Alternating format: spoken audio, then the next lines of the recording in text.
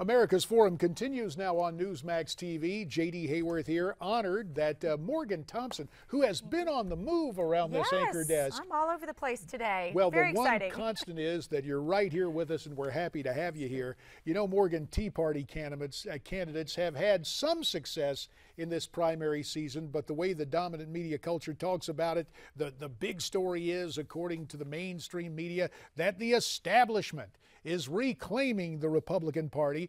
Just this past week, 6 states held primaries in what was called Super Tuesday. And in Kentucky, Senate Leader Mitch McConnell bested Tea Party challenger Matt Bevin.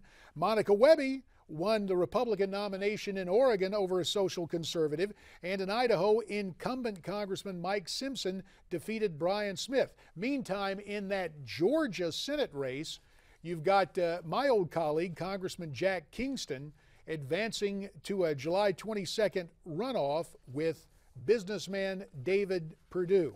So, the first 3 weeks of the primary season in the books. What does this mean for grassroots conservative activists and the rest of the primary campaigns? Joining us now to talk about that question and others, the news director of the Tea Party News Network. She's the author of the new book, Roar: The New Conservative Woman Speaks Out, Scottie Nell Hughes. Scottie Nell, it is great to have you back on America's Forum. Fantastic. Thanks for having me, JD, on such an important subject right now, because felines across this country are jealous of the Tea Party because they're going, man, we thought we had a lot of lives. It's the Tea Party that keeps resurrecting, supposedly. Well, you take a look at the polling, and I realize this is a poll from CBS News and the New York Times. CBS is saying support for the Tea Party has dropped to an all-time low. It says 15% of Americans told pollsters that they are supporters of the Tea Party movement today. In 2010, that level was basically doubled at 31%. So does this decline concern you?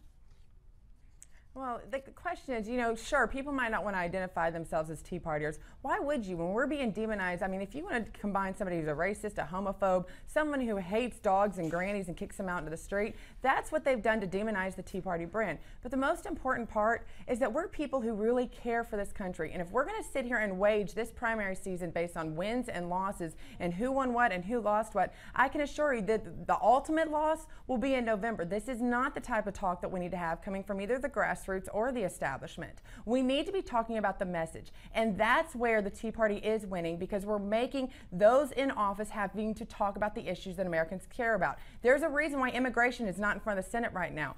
Ask Mitch McConnell the reason why it wasn't brought up. He knew that it would kill him within his race. The other issue is, JD, is you have to sit here and wonder who actually defines who is a Tea Party candidate. Listen, anybody could wake up. Barack Obama could have run as a Tea Party candidate. I don't care if your last name is Works, Patriots, Net, any of them. No one person can sit there and say you're Tea Party and you're not. It's up to the people to decide if that person is truly a conservative. And in the case of Kentucky, a guy who goes and campaigns at a cockfight, I don't think represents the conservative Tea Party voice in Kentucky too well. Do you? Well, obviously the people of Kentucky were happy to stick with Mitch McConnell. I know you've got a question, Morgan. Absolutely. Now, Scottie, another topic we wanted to get to is the IRS Tea Party targeting scandal. Now, the IRS just announced it'll overhaul this controversial proposal. We spoke with Cleta Mitchell earlier. She calls this a half-step measure. What do you think about this new proposal? Well, I think this is why it's more important. I think the proposal, once again, at least we're stepping forward. At least it isn't dead in the water. I do think that we can be a little bit more aggressive when it comes to what we're going to do to stop targeting. And it's important to groups on both sides of the aisle that this happens. Folks, right now it might be happening to the grassroots conservative, but one day you don't want to have a corrupt government that might be a Republican targeting other groups. We need to have laws sitting here, and I think Ted Cruz has put one forward that makes sure that, oddly enough, this isn't illegal already, that there's no loopholes that these congressmen and senators can get in to target people that might not agree with their opinions. Well, Scottie Nell, you mentioned Senator Ted Cruz, and just to go down memory lane, not exactly a pleasant memory, more than a year ago, Eric Holder and President Obama said they were outraged about the IRS targeting of Tea Party groups, but nothing has been done by the administration in terms of investigating that. We heard President Obama with Bill O'Reilly on Fox prior to the Super Bowl saying there wasn't a smidgen of corruption there. But during a meeting, Senator Ted Cruz grilled FBI Director James Comey about the failure to fully investigate the scandal. Here is that exchange. Take a listen. How many victims or alleged victims of improper targeting have been interviewed by the FBI? Thank you, Senator.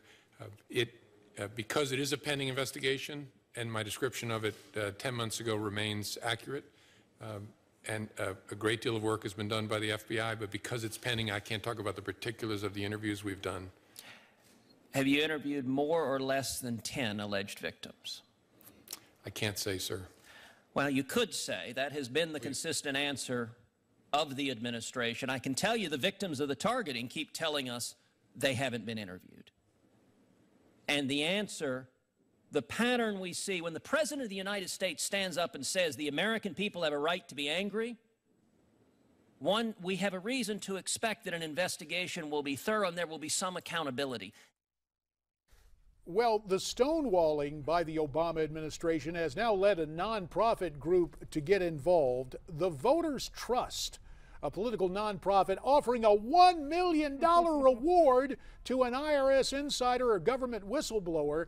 To qualify for the bounty, a person needs to provide new relevant evidence implicating IRS leadership or the Obama administration. That evidence must lead directly to an arrest and conviction of those responsible. So, Scottie, will this bounty help conservative grassroots groups and the Tea Party and others get the answers?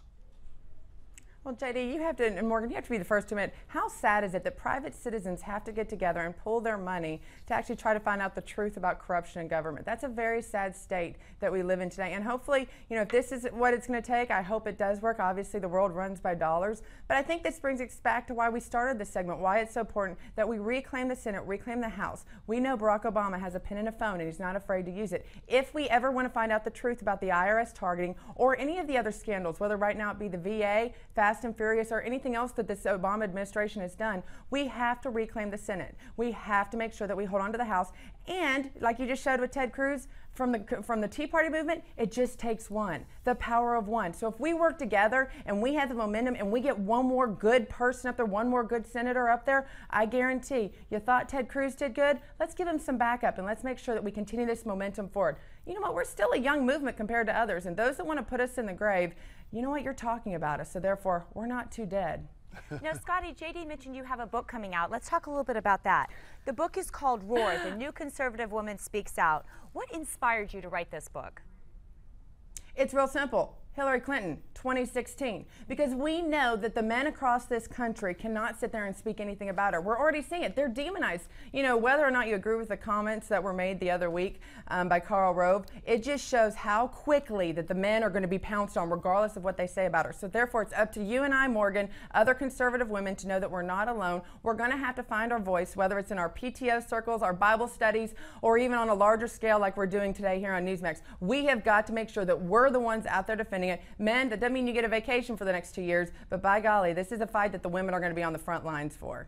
Now, you are a conservative member. Was there a life-changing moment that caused this shift for you?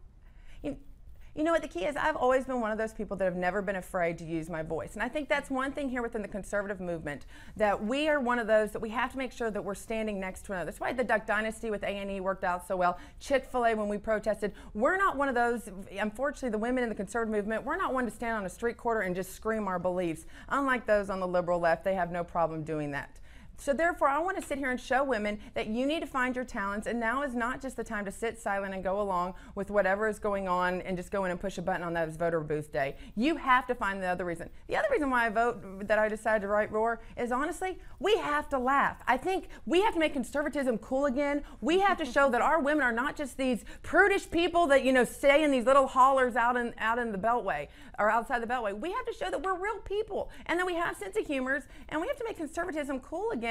And not just this stigma that, you know, if you just listen to polka, which nothing is polka, or you're just these people that are stuck in the 1960s in your fashion, then you must be a Republican.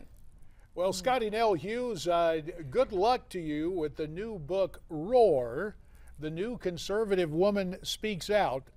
We have about a minute left, so let me give you 30 seconds for the last word. The war on women. Last several words. The war on women. How do you turn that around? Well, it's real simple. If you look at people like Nancy Pelosi, Hillary Clinton on their side versus our side, when you look at as beautiful one as Michelle Malkin and Ann Coulter, you tell me who looks like he's been more on the battlefield.